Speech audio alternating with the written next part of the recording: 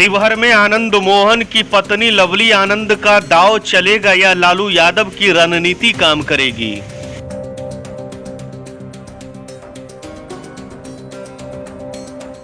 बिहार की शिवहर लोकसभा सीट पर दो महिला उम्मीदवारों के बीच सीधे मुकाबले की संभावना है। इनमें एक और बाहुबली नेता और पूर्व सांसद आनंद मोहन की पत्नी लवली आनंद है, जो जेडीयू के टिकट पर चुनाव लड़ रही है। दूसरी तरफ आरजेडी की उम्मीदवार रितु जायसवाल है। आनंद मोहन और उनकी पत्नी लवली आनंद का राजनीतिक सफर काफी दिलचस्प रहा है। ये दोनों समय समय पर Janata Dal, Samata party, BJP, Congress, RJD, Samajwadi party और जनता दल यूनाइटेड के साथ जुड़ चुके हैं। आनंद मोहन पिछले साल ही जेल से बाहर आए हैं। वो गोपालगंज के जिलाधिकारी जी कृष्णैया की हत्या के दोषी पाए गए थे और जेल में थे। बिहार सरकार ने अपने जेल कानून में बदलाव किए थे, जिसका लाभ आनंद मोहन को मिला और उनकी रिहाई संभव हो सकी।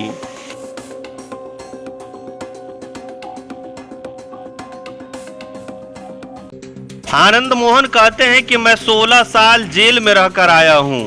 आप कहते हैं कि आनंद मोहन के लिए कानून बदला गया, यह गलत है। यह केवल बिहार में था कि चपरासी मरेगा तो अलग कानून और कलेक्टर मरेगा तो उसके लिए अलग कानून। सुप्रीम कोर्ट कानून के समानता के लिए राज्य सरकार को कई बार फटकार लगा चुकी है।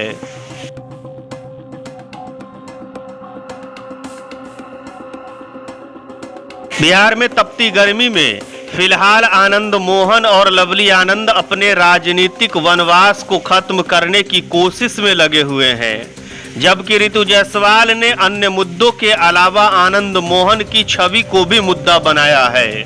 लवली आनंद दावा करती है कि आनंद मोहन जी ने बहुत सी किताबें लिखी है, वो कलम बली है, बाहुबली नहीं है। जिनको जो कहना है कहे। आनंद मोहन ने हमेशा संघर्ष किया है। उनका और मेरा परिवार स्वतंत्रता सेनानियों का परिवार रहा है, जनता सब जानती है। शिवहर लोकसभा सीट पर साल 2009, 2014 और 2019 में बीजेपी के टिकट पर रमा देवी ने चुनाव जीता था।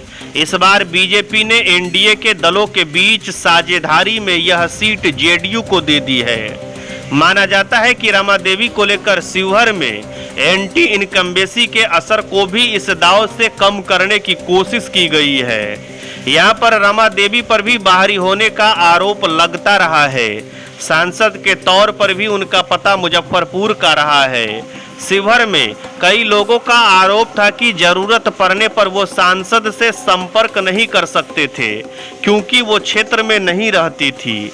शिवहर में इस बार के चुनाव में भी बाहरी एक अहम मुद्दा नजर आता है। स्थानीय निवासी मंजारुल हक कहते हैं, बीजेपी वालों का आरोप है कि रितु जायसवाल बाहरी है। बाहरी तो लवली आनंद भी है। हमने चेतन आनंद को भी विधानसभा में जिताकर भेजा, लेकिन हमारा भरोसा टूट गया। यहाँ की जनता ने मन बना लिया है कि इस बार नया चेहरा होगा।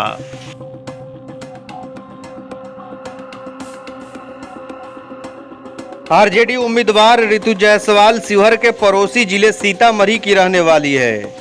शिवहर जिला पहले सीतामढ़ी का हिस्सा हुआ करता था।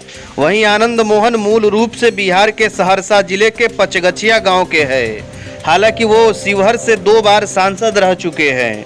रितु जायसवाल दावा करती है कि बाहरी का मुद्दा लवली आनंद के लिए है, जो सहरसा से आती है और फिर चुनाव लड़कर वहीं चली जाती है। सीतामढ़ी जिला की 2 विधानसभा सीट बेलसंड और रीगा शिवहर लोकसभा में आती है, इसलिए जनता मुझे बाहरी नहीं मानती है। शिवहर लोकसभा सीट पर छठे चरण में 25 मई को वोट डाले जाएंगे। इस सीट पर करीब 17 लाख मतदाता है। इसमें वैश्य, दलित, मुस्लिम और पिछड़ी जातियों के मतदाताओं का बड़ा असर माना जाता है। शिवहर में पान दुकान चलाने वाले बासुकीनाथ पांडे के मुताबिक लवली आनंद हर चुनाव में किसी न किसी पार्टी से शिवहर आ जाती है। अभी वोटिंग में बहुत समय है, तब तक क्या होगा पता नहीं, लेकिन लोग लवली आनंद को पसंद नहीं करते हैं।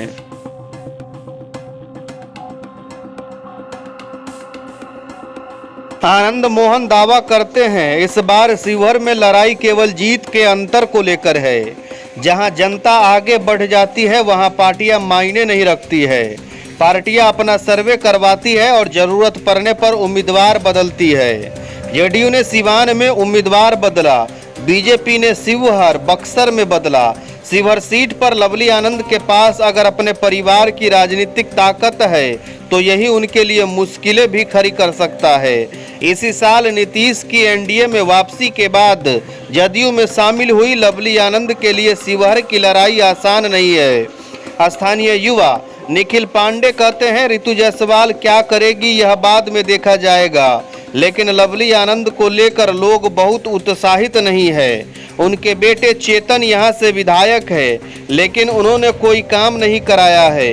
अगर कुछ किया होता तो लोग लवली आनंद के बारे में भी सोच लेते। लवली आनंद इस चुनाव को प्रधानमंत्री मोदी और नीतीश कुमार के नाम पर लड़ती हुई दिखती है। उनका दावा है कि डबल इंजन की सरकार में शिवहर का विकास होगा।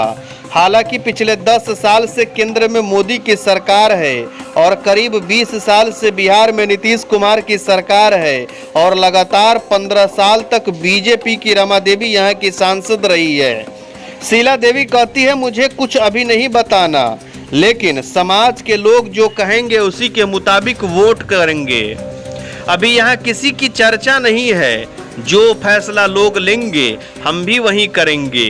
जाहिर है कि जातीय समीकरण और समाज में पुरुषों की प्रधानता यहाँ भी राजनीति के कई मुद्दों पर भारी भी दिखती है, लेकिन शिवहर में रेल लाइन की मांग लगातार उठ रही है।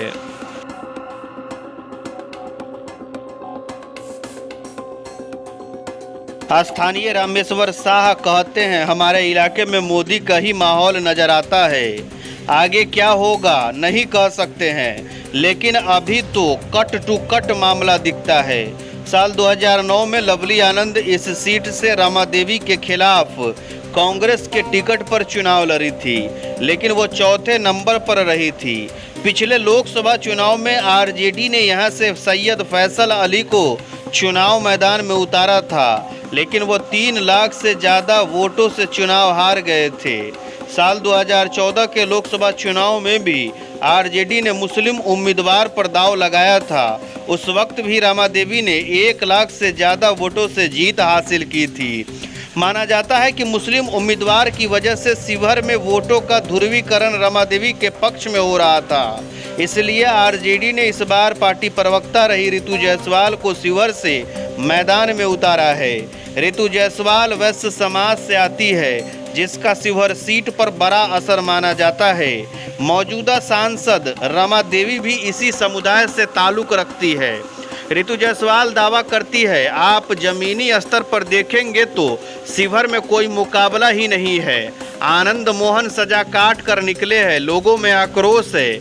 लवली आनंद 2 बार यहां से जमानत जब्त करा चुकी है। मैंने पहले मुखिया के तौर पर काम किया है और मुझे उपराष्ट्रपति तक ने सम्मानित किया है।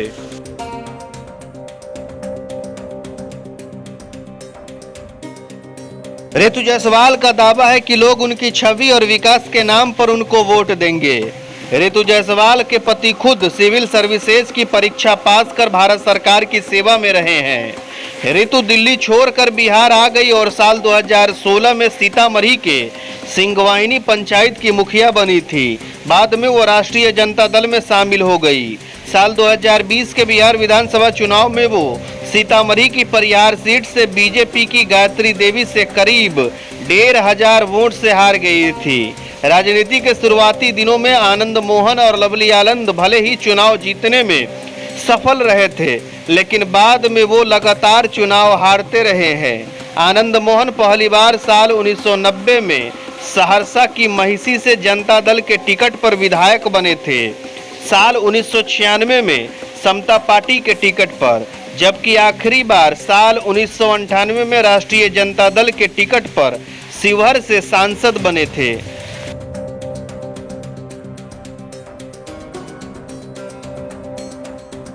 राष्ट्रीय जनता दल ने आखिरी बार साल 2004 में शिवहर सीट पर जीत हासिल की थी।